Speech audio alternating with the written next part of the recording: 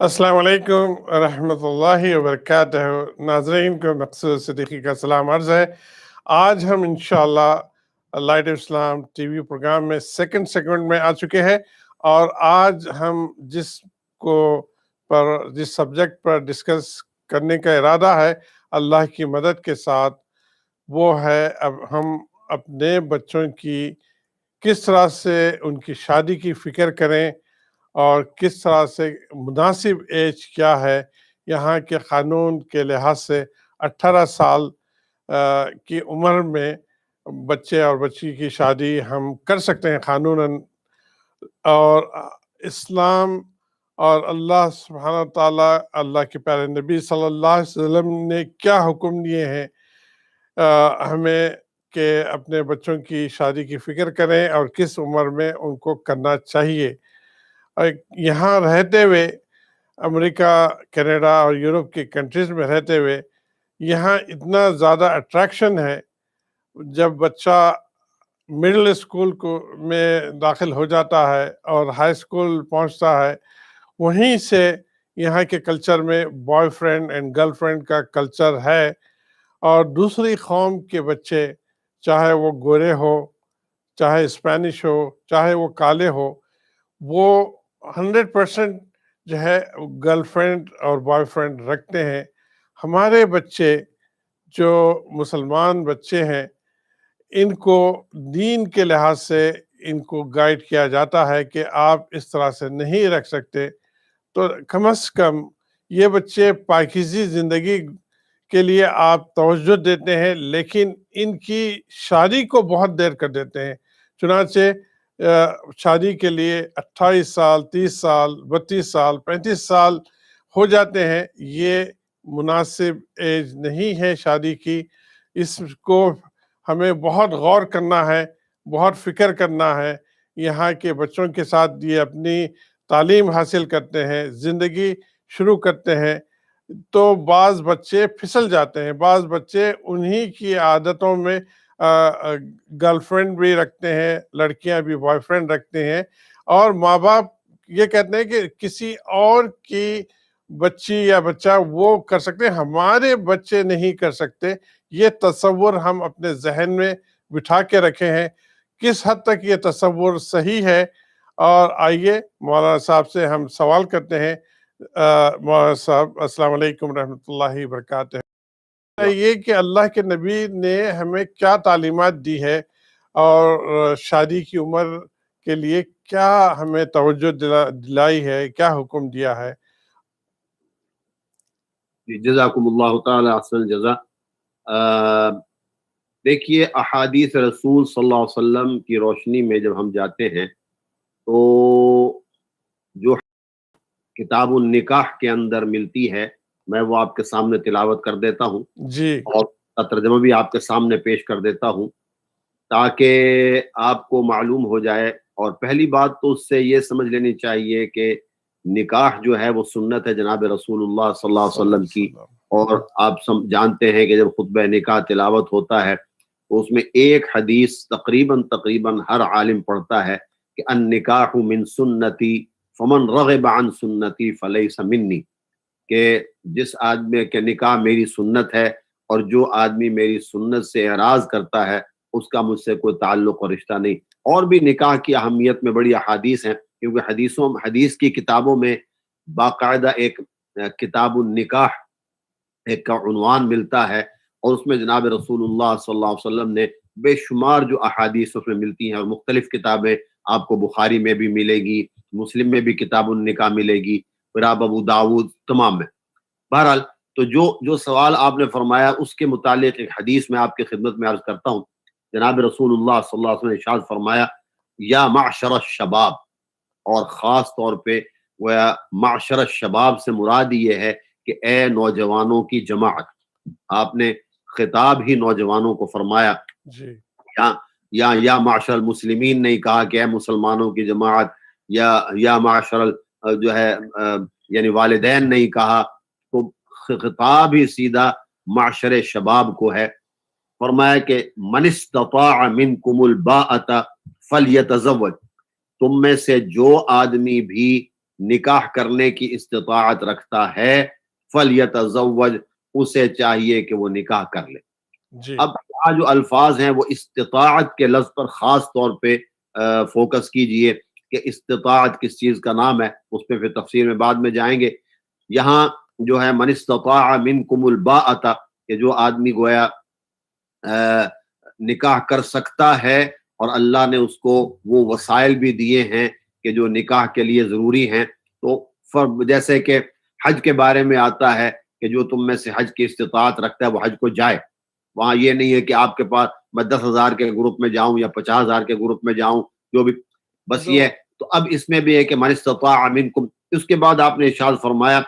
فَإِنَّهُ أَغَضُّ لِلْبَصَرِ، جو آپ فرما رہے تھے اس کی ذرا اس کو اس پیرائے میں دیکھیے کہ جناب رسول اللہ صلی اللہ علیہ وسلم فرمایا کہ نکاح کرنے سے انسان کی نگاہیں نیچی ہو جاتی ہیں، جی انسان کی نگاہوں کو نیچا کرنے والا ہے۔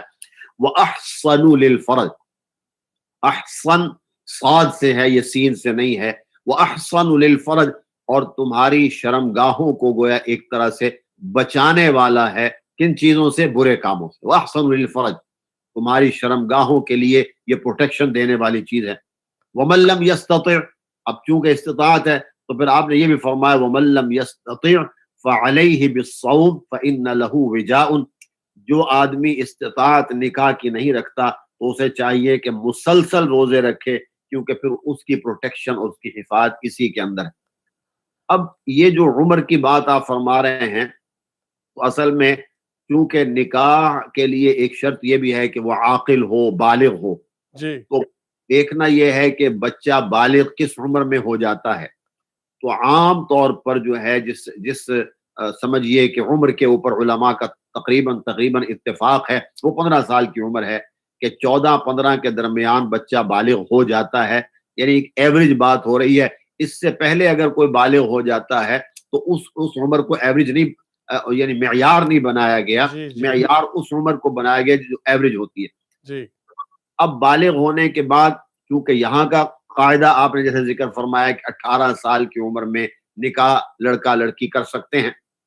وہ یہاں کا قانون یہ ہے، لیکن شریعت کے اعتبار سے جب بچہ بھی بالغ ہے اور بچی بھی بالغہ ہے تو وہ نکاح کر سکتے ہیں شریعت کے اعتبار سے۔ یہاں کے قانون کی حفاظت کرنے کے لیے ظاہر ہے کہ ہمیں اس کا بڑا پاس رکھنا پڑتا ہے، ورنہ اس کے کانسیکوینسز ذرا مختلف ہو جاتے ہیں۔ مولانا صاحب، یہاں پہ قانون کی جو بات کر رہے ہیں آپ، اس میں یہ ایک بات بھی میں ایڈ کرتے چلوں جی کہ جی اگر ماں باپ کورٹ میں جا کر بتائیں کہ ہم اس کی ذمہ داری لیتے ہیں، میرے خاندان میں ہی 16 سال کی لڑکی تھی اور جو ہے وہ ماں باپ کو جانا پڑا اور وہ سائن کرنی پڑی، تو پھر بھی قانون اس کو اجازت دیتا ہے۔ الحمدللہ، میں نے وہی عرض کیا نا کہ جی اصل میں قانون کے اندر تو ہر جگہ لچک ہوتی ہے، جی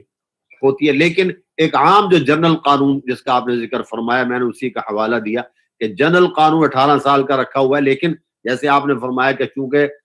جب آپ قانون کے سامنے پیش ہو گئے اور آپ نے کہا بھائی اس طرح ہم یہ شادی کرنا چاہتے ہیں، انہوں نے کہا ٹھیک ہے آپ کر لیجئے، تو لچک الحمدللہ موجود ہے۔ تو بہرحال یہ اب ایک عمر ہے جس میں کہ نکاح ہو سکتا ہے اور نکاح کیا جا سکتا ہے۔ اب یہ جو آپ نے فرمایا خطاب صرف معاشر شباب کو ہے کہ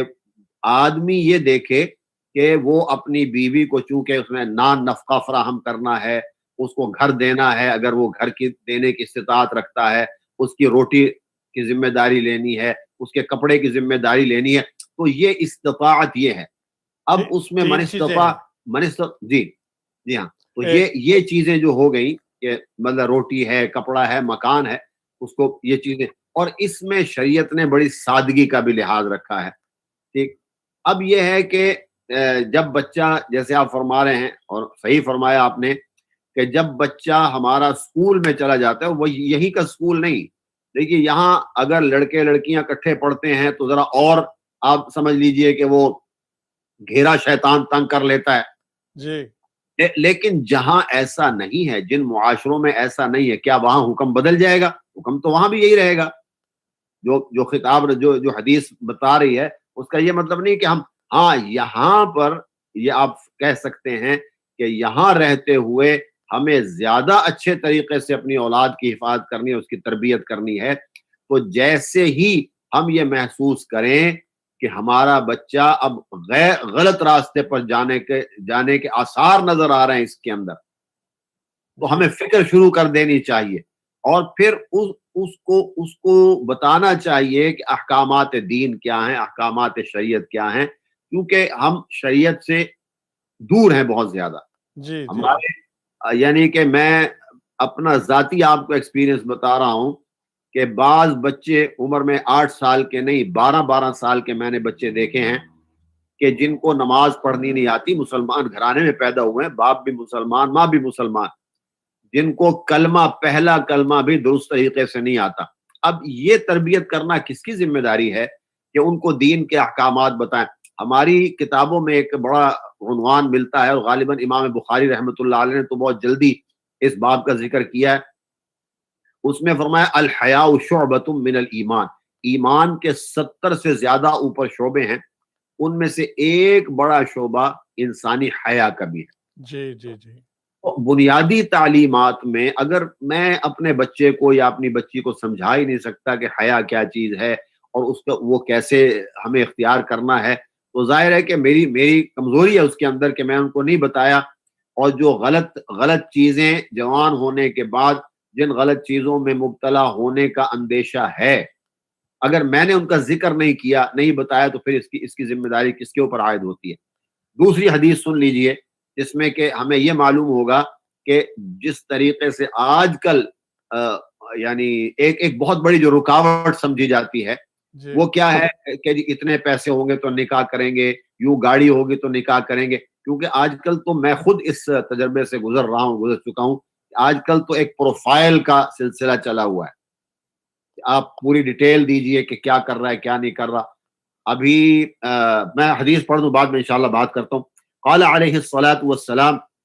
ان اعظم النکاح برکتا ایسرہ مؤونتا، جناب رسول اللہ صلی اللہ علیہ وسلم نے ارشاد فرمایا کہ نکاح جس میں اللہ تعالیٰ بہت زیادہ برکت پیدا فرما دیتے ہیں،